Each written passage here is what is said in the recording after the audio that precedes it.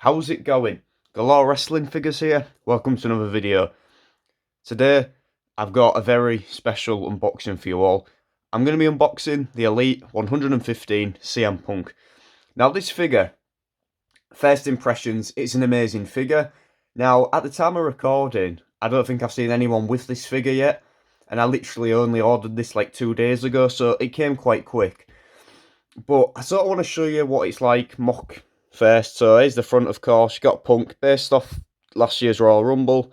Of course, there's a render of Punk there on the side. Of course, on the back as well. Rest of the set looks cool. Punk, of course, I've got this one. R-Truth, updated R-Truth. Tyler Bate, definitely an updated Tyler Bate. Kairi Sane looks good. Drew does have the chase. I do quite like the Drew. And of course, the final boss, The Rock. Of course, there's the back of the box. Now, I'm not sure if it's because this isn't an import, but it doesn't have the description on the back, but it might just be me. But yeah, of course, it is based off last year's Royal Rumble. And also, it did have slick back hair, and I wish that this figure did have that. However, it's not the end of the world. Of course, there's Punk on the side as well. And there's the figure itself. It might be a bit bright. I apologise about the lighting, but I just want to get into this figure. So let's get this bad boy open. So you do get a couple of accessories with this, and I would have preferred if we did get an extra head with this, of course, when he had the slick back hair. But no doubt Mattel probably will sort of release an updated Punk with his slick back hair, hopefully down the line, maybe, if the release is Bashing Berlin as an Elite, or maybe his SummerSlam attire, so hopefully we do get that. But, of course, you do get a pair of hands, I'll show them first. Now, we did get these with the regular 150 basic, the blue on the X's, but I don't think they had the drug-free tattoos on. And unlike the 113, the actual wrist tape was covering the tattoos, so we finally get the drug-free tattoos with a pair of blue taped hands, which is good. So those there for now. And of course, you do get the shirt with it. I'll show you that really quickly. It's going to focus. And I know with the top picks, it was a vest. And of course, that's accurate. And this is a shirt which is accurate. Of course, Velcro on the back. And there's just the design on the front. It's quite a basic, but, you know, I think the main thing we want to get into is the figure itself. Apologies, as it just cut out, but here is the figure in all of its glory. First thing I will say, first impressions, there's a couple of quality control issues, but apart from that, it does look quite good. Now, I will say as well that I don't have the Vault figure yet, or the Top Pix Elite, but that's because I don't think I've seen anyone here yet with it, so hopefully I can get that soon. But the head scan, that's what I want to start with. To make it easier, of course, I'm just going to pop it off. So here's the head scan. Now, I'm not sure if, because of course this was with the Top Pix and the Survivor Series Elite. I'm not sure if they had it, but there is a bit of white in the beard, sort of represent the grey. But I do quite like it, of course, you know. It would be good to slick back, but, you know, it's quite good. Of course, it's sort of got it slightly shorter at the back. Especially from there, I can definitely see Punk. And this is a slightly different skin tone to his old figures from like before 2014. So there's just a quick disclaimer if you are thinking about part swapping. But yeah, I do quite like the sculpt. You know, it is Punk, and of course, you know, it's an updated scan. Now, is the head going to go back on? There we go. You've always got to be careful when putting the head scans back on because you don't want to break the figure. So the torso, is this going to focus? So the torso, it is slightly wrong. It should have sort of red on the chest as well. But, you know, I'm not too sure why they've given us this old one, but it's not the end of the world. Now, of course, he is missing the Pepsi tattoo and the Cobra Command tattoo. And I apologise about the focusing. Right, hopefully that should be better. I'm not too sure why it's doing this. I think it's because there's boxes in the background. But, of course, there is a G.I. Joe tattoo there, which is meant to be red, and they have altered that slightly. But overall, you know, of course, the Bouncing Souls tattoo is still on the arm. Overall, it is quite impressive. I wish that they had done the red on the chest tattoo, but, you know, it's not the end of the world. And it is quite cool. Of course, the attire itself, of course, you got red. white and blue. Same as the back. Now they keep giving us these big kick pads. I'm not sure why. It's annoying. But I probably might swap them for smaller ones.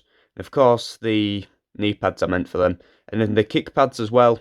Not too loose or not too stiff, so perfect. There is a couple of quality control issues here and there, but it's not the end of the world. And it is a cool looking attire, it definitely pops out, and I do quite like it. Of course, there's the design, and this isn't all one piece, unfortunately, so if you do want to do a lower leg swap, and a kick pad swap, you will have to do a lower leg swap. However, you probably won't be doing any kick pad swaps with this, because of course you only did wear this attire once. So now let's get into some comparisons, because that's what you all want to see. So I've got a lot of punks to compare this to, but I just sort of wanted just to do a couple. We've got his most recent Elite, apart from this one, Elite 113, the Ultimate Edition, and the Elite 29. The reason I've compared these is because that's his most recent Elite. I want to see the difference. That's an Ultimate, and that's his last Elite when he was last in WWE. Also, I really apologise about the background, the blaring. I'm going to have to get that fixed. I'm change the background. Something will come out of it. So, of course, is it going to focus? I want to see the head scans because there they are compared. Yeah, still sort of got that, not smirk, sort of a frown face, which, you know, it's iconic for Punk, that sort of look. So, you know, you definitely see Punk, but I can see Punk more in this, I'm not going to lie. But yeah, of course, the torsos are the same.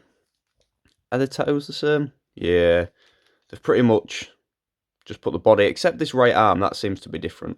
Of course, this has got an elbow pad on as well, so you can take that off if you want to. Now, the Ultimate, of course, comparing an Elite to an Ultimate is dangerous, of course, because, you know, there's two completely different lines. But I do quite like that Ultimate, especially that scan.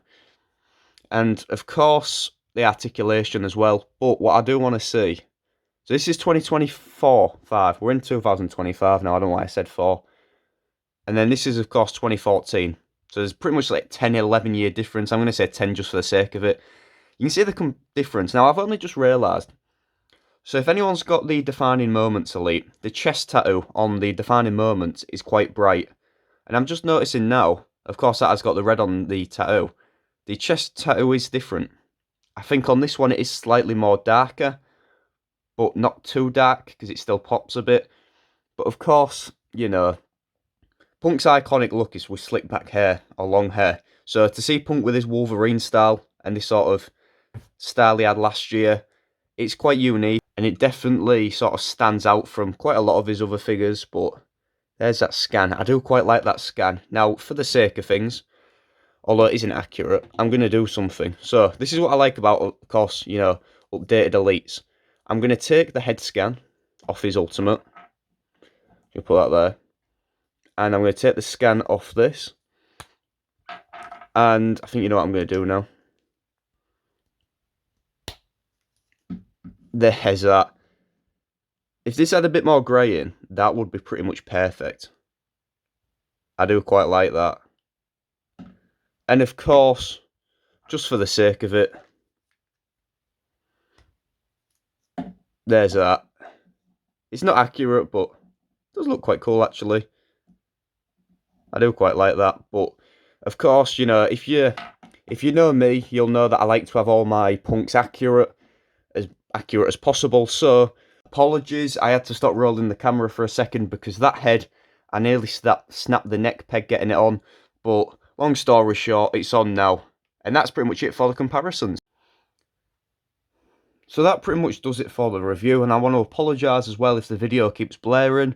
I'm going to get that fixed, and also the review might not necessarily have been too long, but I just sort of wanted just to show the figure itself. Now, what am I going to give this figure out of 10? That's a hard question.